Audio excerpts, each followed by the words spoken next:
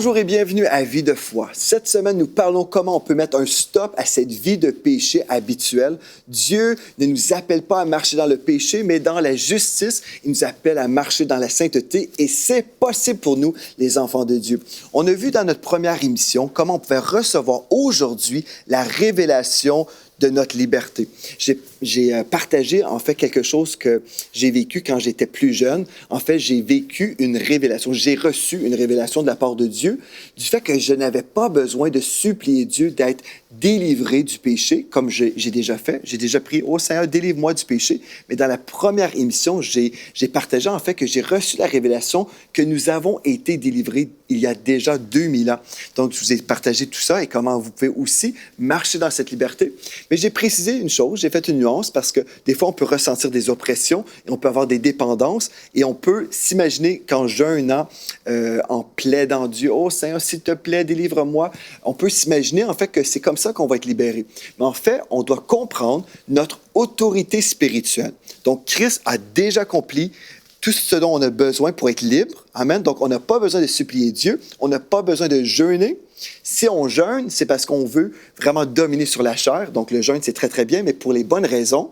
OK? Donc, ce qu'on a vu dans notre première émission, c'est vraiment, on doit recevoir la révélation que Christ a déjà tout accompli à la croix. Mais là, si on n'a pas la manifestation de la liberté, aujourd'hui, on peut exercer notre autorité spirituelle et commander aux esprits impurs qui nous oppriment peut-être, qui sont là. Bien, on peut vraiment exercer notre foi dans l'œuvre de la croix et par le nom de Jésus-Christ, déclarer la délivrance. Et c'est ça qu'on a fait dans la première émission. Et je dis gloire à Dieu parce que plusieurs personnes ont reçu, je suis convaincu, ils ont déjà reçu par la foi leur délivrance. Amen. Dans notre deuxième émission, on a vu comment on peut refuser la condamnation. Parce que le diable, en fait, il se sert toujours de la honte pour nous garder dans un piège. Mais on a compris que non. Aujourd'hui, nous ne sommes plus des pécheurs, nous sommes libérés du péché, gloire à Dieu, et nous sommes saints. Mis à part pour Dieu, nous sommes sanctifiés. Donc, on peut devenir un vase d'honneur pour le Seigneur Jésus-Christ. Dans notre troisième émission, chasser, supprimer et remplacer les pensées du tentateur. Donc, on a parlé encore des pensées. On a vu plusieurs choses cette semaine qui sont vraiment importantes pour un enfant de Dieu qui veut marcher dans la sainteté.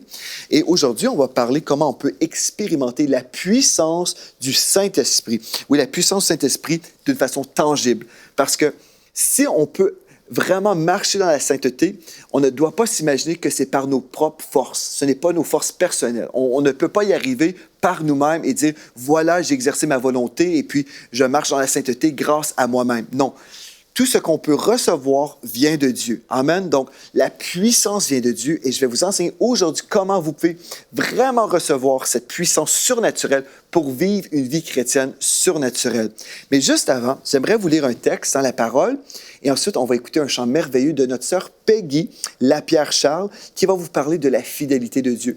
Parce que quand on parle de péché, souvent on se regarde dans le miroir et on s'imagine « Ah, je ne suis pas fidèle et je ne serai jamais fidèle. » Mais si je comprends en fait que je suis juste parce que j'ai été plongé, baptisé en Christ et Christ est juste, gloire à Dieu, je peux aussi croire dans la justice de Dieu et je peux croire dans ma propre sainteté à cause de Christ. Le texte nous dit dans Galates 5, verset 16, « Marchez selon l'Esprit et vous n'accomplirez pas les désirs de la chair. » Car la chair a des désirs contraires à ceux de l'esprit et l'esprit en a de contraires à ceux de la chair.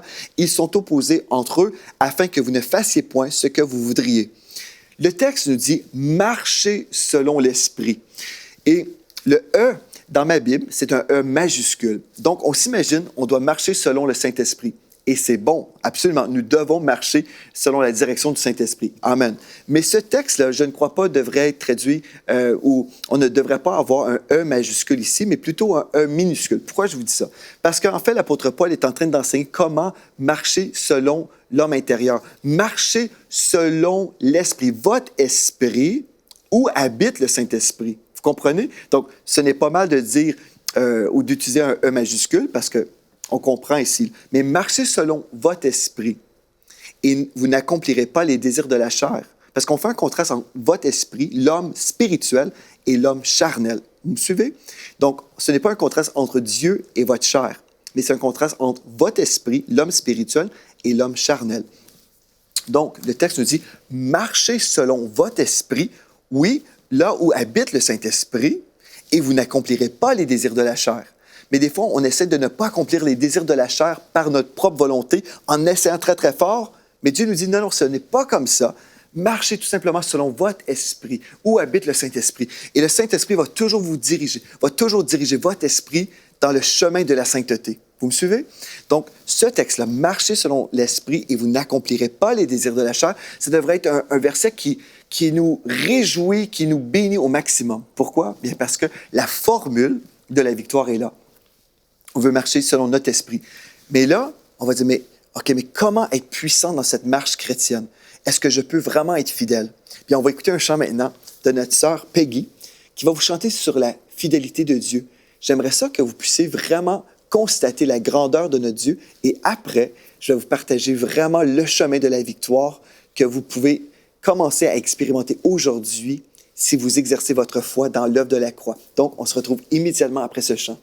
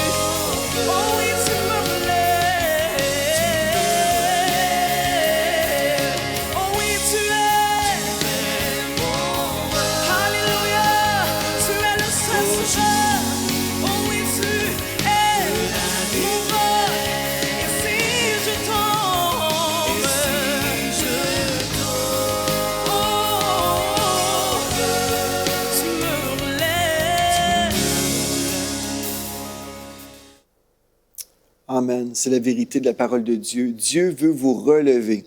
Dieu demeure fidèle, même si nous sommes infidèles. Aujourd'hui, peut-être vous êtes dans une tempête. Peut-être vous avez tombé justement et vous vivez la détresse et puis c'est terrible en ce moment. Mais j'aimerais vous dire que le Saint-Esprit, aujourd'hui, il veut vous consoler.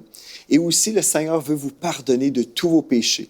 Peut-être que vous êtes justement dans une situation vraiment terrible parce que vous avez semé et en ce moment, vous récoltez une tempête. Mais Dieu, aujourd'hui, veut calmer cette tempête. La parole de Dieu nous dit dans 1 Jean chapitre 8, « Si nous disons que nous n'avons pas de péché, nous nous séduisons nous-mêmes et la vérité n'est point en nous. Si nous confessons nos péchés, il est fidèle, comme on vient d'entendre chanter, il est fidèle et juste pour nous les pardonner et pour nous purifier de toute iniquité. » Et au verset 7, le texte nous dit en fait que le sang de Christ nous purifie de tout péché. Aujourd'hui, peut-être, vous aimeriez vivre la consolation de Dieu. Mais j'aimerais ça vous inviter premièrement à vous repentir de tous vos péchés. Si vous avez commis des choses, si vous avez vraiment semé, et puis là, en ce moment, c'est la tempête, bien, Dieu veut calmer cette tempête, mais il doit avoir votre accord. Vous devez vous accorder et dire, Seigneur, pardonne-moi. Donc, est-ce que vous voulez prier avec moi? Si vous avez besoin de ce secours, on vient d'entendre parler de ce secours. On a entendu chanter que Dieu voulait vous secourir. Bien, aujourd'hui, partout à travers la francophonie, je sais qu'il y a plusieurs personnes qui ont besoin du secours de l'Éternel. Donc, Père éternel, je veux prier pour mes frères et mes sœurs qui vivent en ce moment dans une tempête parce qu'ils ont semé et en ce moment, ils voient une récolte terrible à cause du péché. Mais Seigneur Dieu, je veux prier maintenant avec mes frères et mes sœurs. Et Seigneur, on te demande, pardonne-nous de tout péché. Lave-nous de tout péché dans ce précieux sang. Seigneur Dieu, je prie maintenant que tu viennes calmer la tempête dans la vie de mes frères et mes sœurs. Je prie, Seigneur Dieu, qu'ils puissent relever la tête et qu'ils puissent être remplis de joie, sachant, Seigneur Dieu, que tu es plus grand que leurs problèmes, plus grand que ce péché qui a emmené la mort. Seigneur, tu es la vie, tu es la source de vie. Et Seigneur Dieu, maintenant, comme mes frères et mes sœurs se sont repentis de leurs péchés, je déclare sur leur vie maintenant, je déclare, Seigneur Dieu, qu'ils puissent voir la splendeur de la croix, là où ils ont été libérés il y a 2000 ans. Maintenant, mes frères et mes sœurs qui se sont repentis, ils reçoivent les consolations du Saint-Esprit. Oui, je prie pour la consolation du Saint-Esprit et j'appelle le miraculeux maintenant. Le Seigneur est capable, notre Seigneur est capable de faire des miracles dans des situations qui semblent sans espoir. Je sais, des fois, on peut s'imaginer que c'est trop tard. C'est trop tard, j'ai fait ceci et puis là, c'est de ma faute. Mais vous savez, même si c'est de notre faute, le Seigneur, à la croix, a payé pour nos fautes, justement. Et puis, on peut se tourner vers lui et dire, Seigneur, j'ai raté mon coup. J'ai péché, j'ai chuté, j'ai tombé. On a entendu ce chant. Si je tombe, tu es là. Seigneur, tu es fidèle. Et je prie maintenant que la fidélité de Dieu puisse se manifester dans votre vie. Que vous puissiez voir comment Dieu est fidèle et comment Dieu peut tout changer. Comme on se repent, comme on se détourne du mal. Dieu est capable de tout changer d'un seul coup. Et des fois, c'est un processus. Mais j'appelle le miraculeux dans votre vie. J'appelle le secours de l'Éternel dans votre vie. Maintenant, dans le précieux nom de Jésus, je sais que Dieu est capable. Dieu le veut. Dieu veut vous secourir aujourd'hui. Et si vous avez dit oui au Seigneur, ça vient me secourir, pardonne-moi. Je sais que le Seigneur a entendu votre prière. Et je suis dans la foi pour une percée pour votre vie. Alléluia. Je crois même qu'il y a un homme à la maison. Vous avez semé dans le péché. Et puis en ce moment, votre famille est toute détruite. Et vous croyez, c'est impossible pour moi. C'est impossible pour moi de revivre la restauration, de recevoir la restauration. C'est impossible, c'est trop loin, j'ai trop fait. Aujourd'hui, savez-vous, vous allez apprendre comment vivre dans la victoire.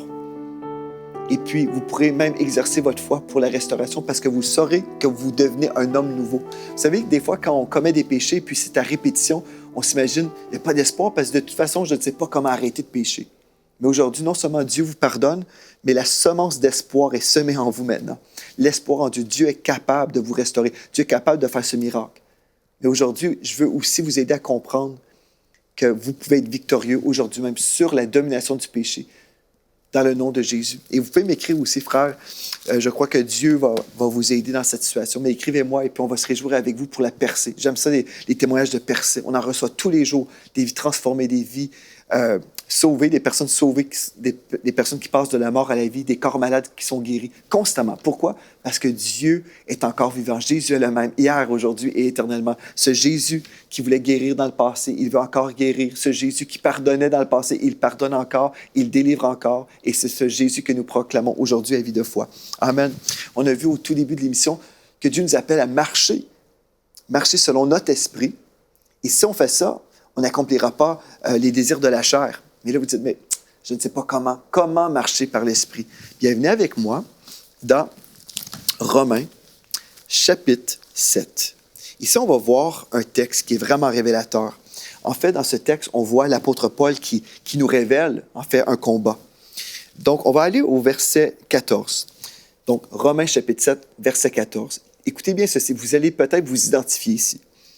Nous savons en effet que la loi est spirituelle, mais moi, l'apôtre Paul disait, moi, je suis charnel, vendu au péché. Car je ne sais pas ce que je fais, je ne fais point ce que je veux et je fais ce que je hais. Remarquez ça. Vous savez, quand vous êtes un enfant de Dieu et vous commettez des péchés, vous pouvez dire, tout comme Paul, car je ne sais pas ce que je fais là. Je ne fais pas ce que je veux. Ce que je veux, le vrai je, là, mon esprit veut faire le bien. Mon esprit veut plaire à Dieu. Je ne fais point ce que je veux et je fais ce que je hais. Pourquoi?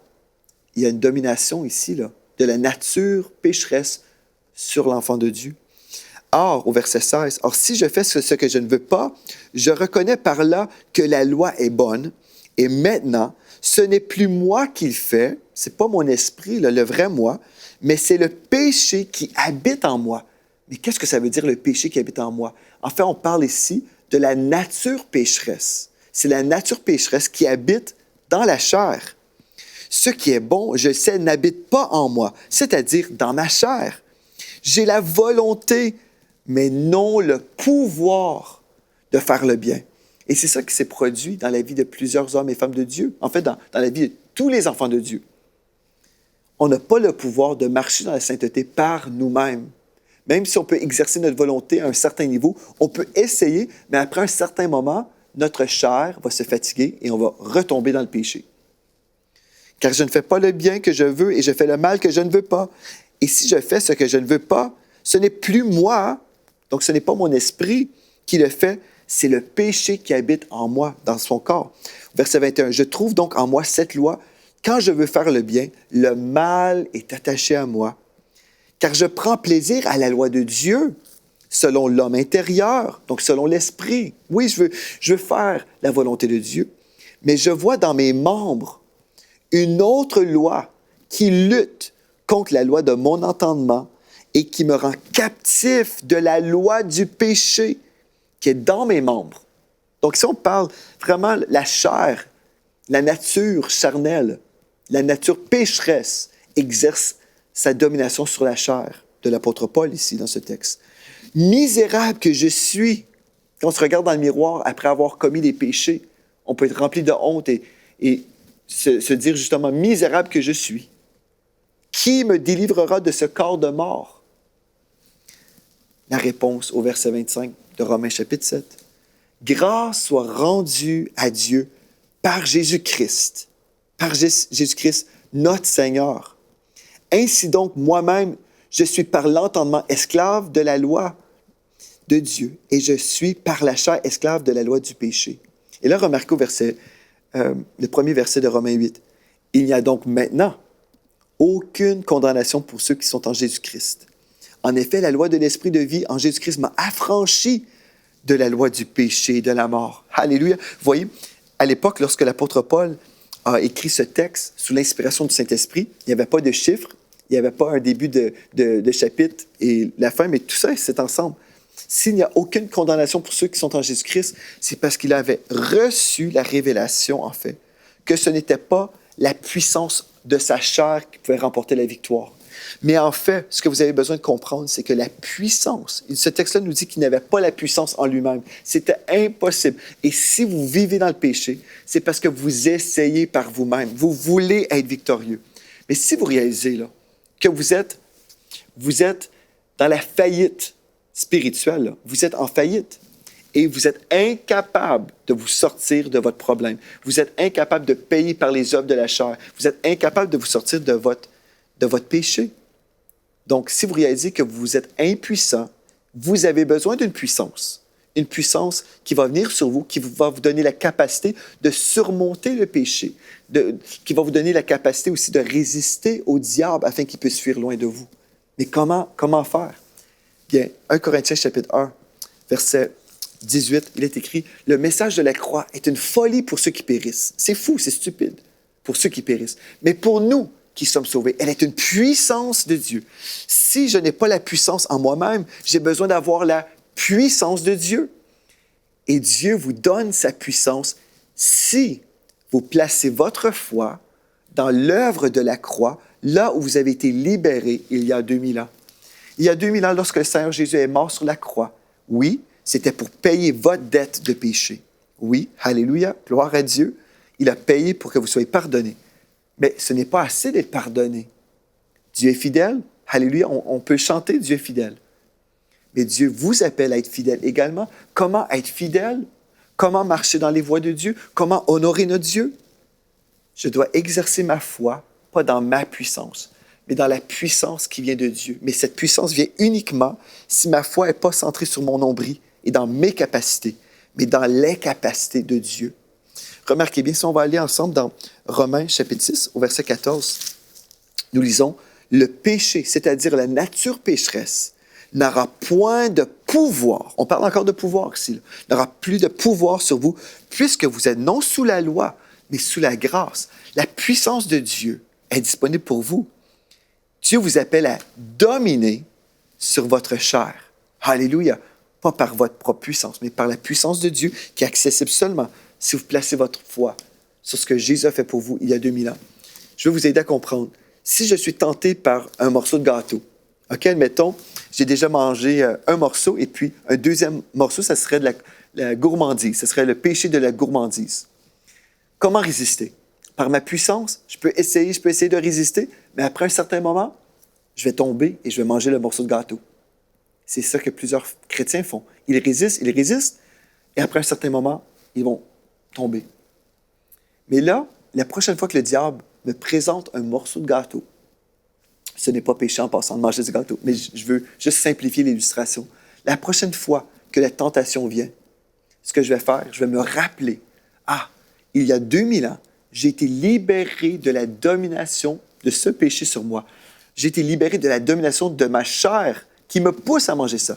J'ai été libéré. Je peux dominer sur ma chair parce que ma foi est ancrée sur l'œuvre de la croix. Et c'est là où le Saint-Esprit, la puissance tangible de Dieu vient sur moi. Et je peux résister au diable et il peut fuir loin de moi.